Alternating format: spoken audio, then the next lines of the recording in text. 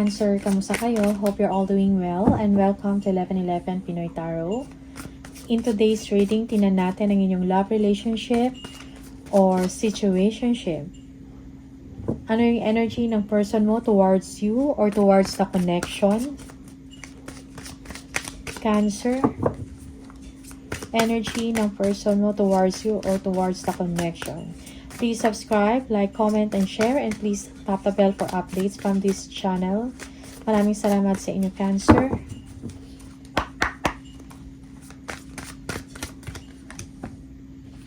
Chemistry. I have never felt a passion this intense. Okay? This person is very passionate, no? About you or towards you. Okay? Parang intense. Yung chemistry ninyong dalawa is superb or undeniable. Okay? Parang match na match kayong dalawa. Okay? Most especially if, or hot na hot, no? Most especially in your intimate moments. Okay? Forgiveness. I am struggling to get over the past. Okay? Okay. For some of you, this person, no? Siguro meron tong, siguro maybe he or she is in another relationship. Okay? Siguro yung past relationship niya, parang nahirapan siya mag-move on, but at the same time, parang nakilala ka niya and attracted siya sa inyo, gusto ka niya, no? Yung chemistry ninyo is grabe, okay? But maybe this person is not yet separated from his or her current, no? Relationship, okay? Just take what resonates for you. Sometimes reverse yung role. Men, I want to fix our connection. Okay, siguro nagkaroon kayo ng problema, okay, or nagkagulo, something like that. Okay, and this person wants to fix things with you. Okay, siguro this person is serious, no, about you. That's why he or she cares about the connection. Yeah, maybe this person is not yet, parang hindi pa siya nakaget over from his or her past relationship, okay? Destiny. I am struggling to find the right path. So, maybe Cancer, your person is still trying to make a decision, no? Ano talaga yung direction niya? Ano talaga yung path? Ano talaga yung gusto niya? Okay? Maybe at this moment, parang naharap siya sa isang desisyon, no? Or mga options na yan, or choices. May kailangan siyang piliin. Okay?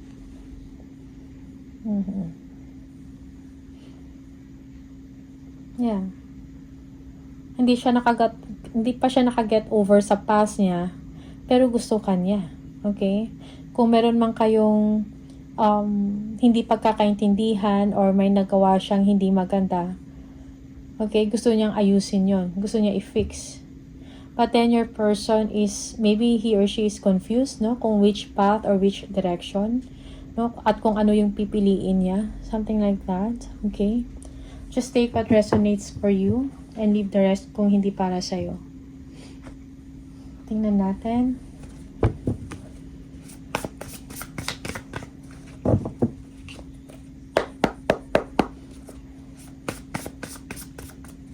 Energy ng person mo, Cancer. Ano yung energy ng person mo towards you and towards the connection?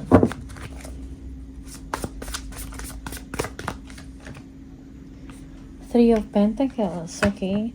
Merong compatibility, no, sa inyong dalawa. Maganda yung compatibility ninyo, okay? This person is loving, okay? Sweet or malambing. Pero hindi siya ganun ka-vocal or expressive sa kanyang nararamdaman for some of you. Okay, maybe this person, maybe he or she is a father figure. Okay? Yeah. Para magkasundo kayong dalawa. Cancer. Six of Swords. So, this person is also healing. And now, he or she is trying to make a decision. No? Parang meron siya mga he or she needs to make a choice, kumbaga, no? When it comes sa kanyang relationship. Okay? Your person is healing from the past relationship. Okay? Parang he or she is entering a new chapter of his or her life. Okay?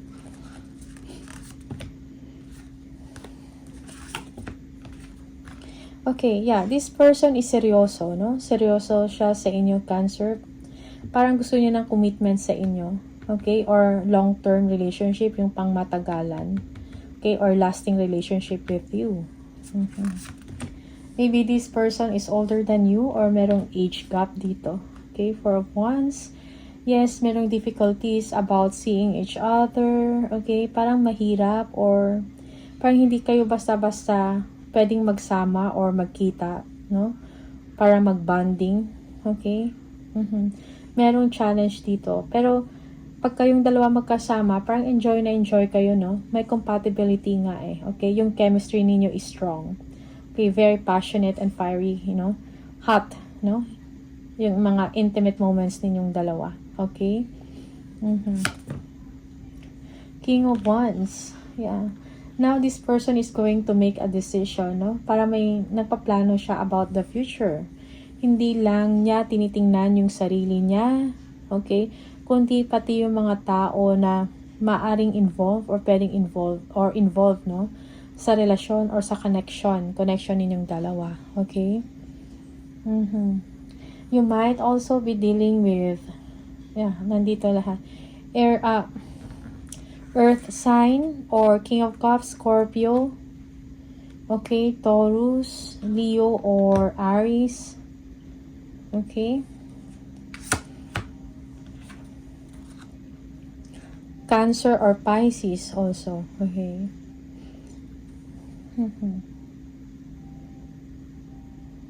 Yeah, for some of you, this person, siguro yung relationship ninyong dalawa is kind of secret, no? Parang patago or sekreto lang ito. Okay. Yeah. Parang kailangan niyang magpakatatag sa ngayon. Cancer. Sa kanyang sitwasyon. Most especially if this relationship is a secret, no? You might also be dealing with a Leo. Okay. Also, this person is parang mahaba yung pasensya niya sa inyo. Okay? Or naiintindihan ka niya kahit ano pa yung gawin mo. Yeah. Also, this person is very attracted to you. Okay? Parang strong yung bond ninyong dalawa. Okay? Parang magnetic, no? Parang magnetic ka or siya. Ganun din. Okay? Yeah. Para bang kung ano yung, kung magkalayo man kayong dalawa or away bate, parang kayo, pabalik pa rin kayo sa isa't isa. Yung ganon.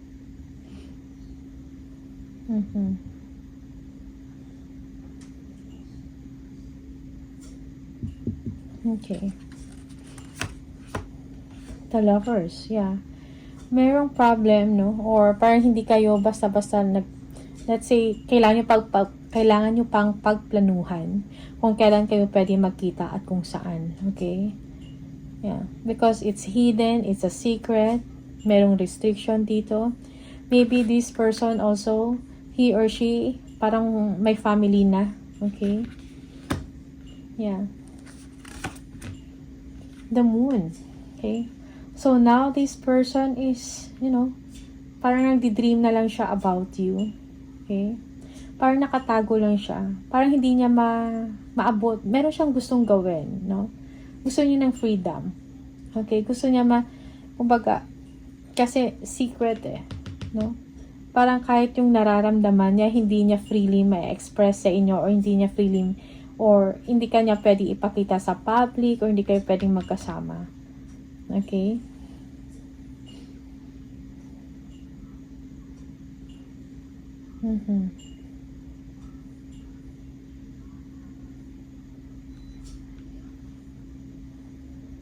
This also person is very intuitive, no?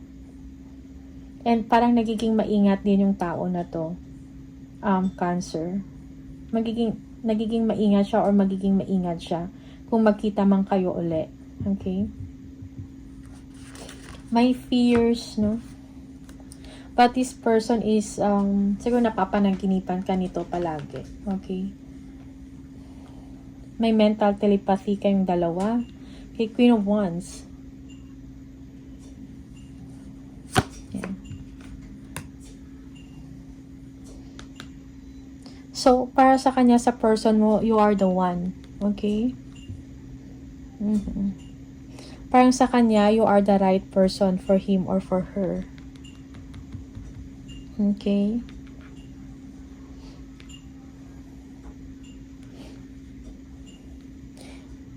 Parang nakuha mo yung attention niya, Cancer. Okay. Ten of Pentacles, yeah, this person wants to have a family with you, no? Gusto ng person mo mapagkatiwalaan mo siya, okay? Yeah. Security or being together. Parang ito yung gusto ng person mo, magkaroon ng bonding, baka gusto niya magkaanak din sa inyo, Cancer, and to build a family. Okay? Yeah, so merong cheating or lies or hidden information dito. Again, it's a secret. Siguro nagsimula kayo nito. Like, maybe this person has a family. That's why parang kinakailangan niya mag-sneak out just to see you at magkaroon ng bonding sa inyo. Okay?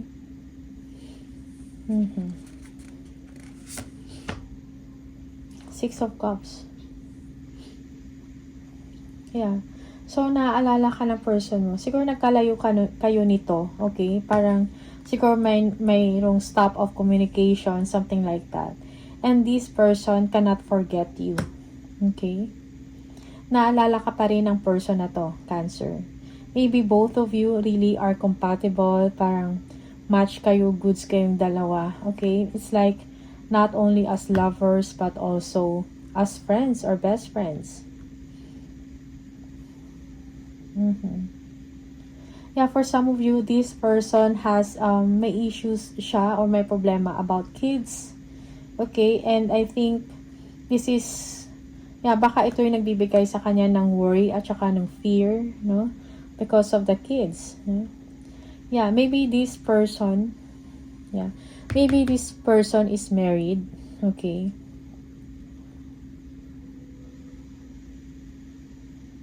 And you are the second. Parang ikaw yung pangalawa. Alright? Yeah, just take what resonates for you. Sometimes reverse yung role. Okay?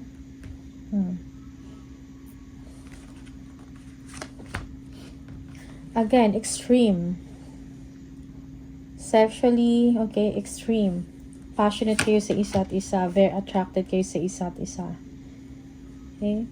Eight of Swords, but your person cannot decide, no? Parang hindi siya ganun ka-confident, siguro, or hindi siya makapag-isip ng maayos or ng matino about sa inyong dalawa or about pagpapamilya, okay? Because this person is attached to another person legally, okay? Maybe this person is married, okay? Yeah, the Fool, no? So, this person is acting like single. Okay, like open siya sa mga possibilities.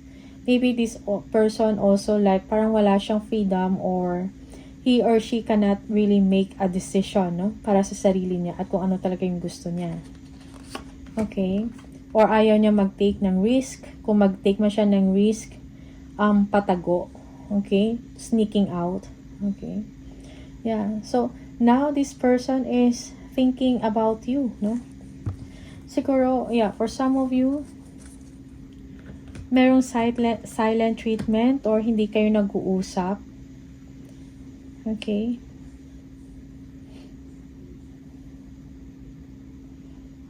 Yeah.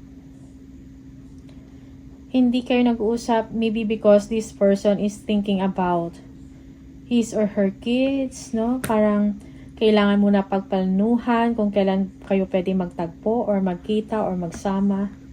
Okay? But your person is open for possibility to see you or to talk to you. Okay?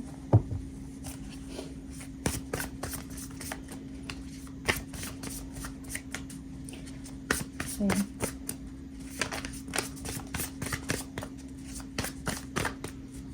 Cancer. The Star. So, your person is healing right now. Siguro merong nangyari like emotional distance or emotional separation, not only physical, no? Yeah. And this person is really hoping, wishing, praying na sana magkaroon ng kaayusan ang inyong sitwasyon, ang inyong connection, no? Na magkita kayo uli or someday, no? Yeah. Healing. Maybe this person is hoping, no, na both of you will be in a committed relationship. Maybe this person is hoping, praying, no, or wanting marriage with you. Okay? Or this is you, Cancer. Sometimes reverse yung role and the Knight of Cups. Okay.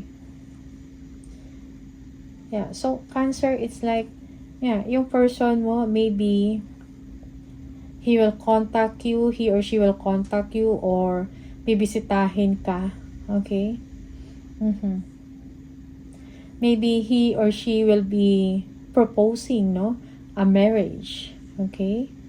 And for him or her, this is a dream come true.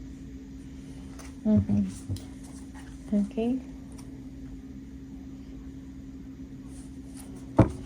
Yeah, but again, your person is making a decision pa. No? He or she needs to make a choice, lalo na kung meron siyang family and the kids, no? Parang challenging yung situation sa kanya. But, you know, parang match kayo, lalo na energetically. Okay? Yung compatibility ninyo. Okay? The passion is there, intense.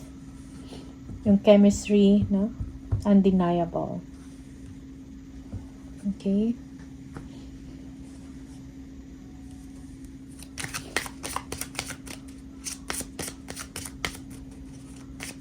Parang gusto ipakita ng tao na to sa inyo, no? Cancer, na talagang gusto ka niya. Parang you are the person. Parang you are the one, kumbaga. Okay? Parang nahanap niya yung match niya, yung kamatch niya.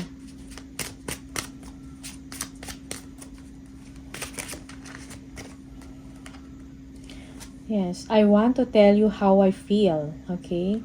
So, your person parang gusto niyang sabihin sa inyo kung ano yung totoo niyang nararamdaman, no? Gusto niya express yung love, no? Yung attraction at interest niya sa inyo, okay? Not only love, kumbaga. Gusto niya ipakita, gusto niya expression. My life is not as together as it seems, okay? So, siguro nagkalabuan nito or merong problem, no? Or meron siyang issues sa relationship niya, okay? Siguro nagkalabuan yan sila ng, you know, maybe nung mayroon siyang asawa, no? Na may pamilya sila, okay? I wish I could share my good news with you, okay?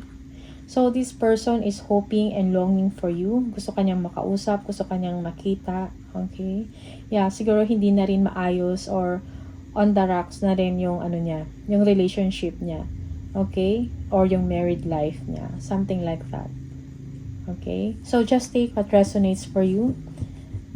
And, yeah, iwanan yung mga hindi para sa inyo. Sometimes, reverse yung role. Okay? Depende sa inyong sitwasyon. Okay, Cancer, maraming salamat. These are the messages for you and see you on the next video. Bye!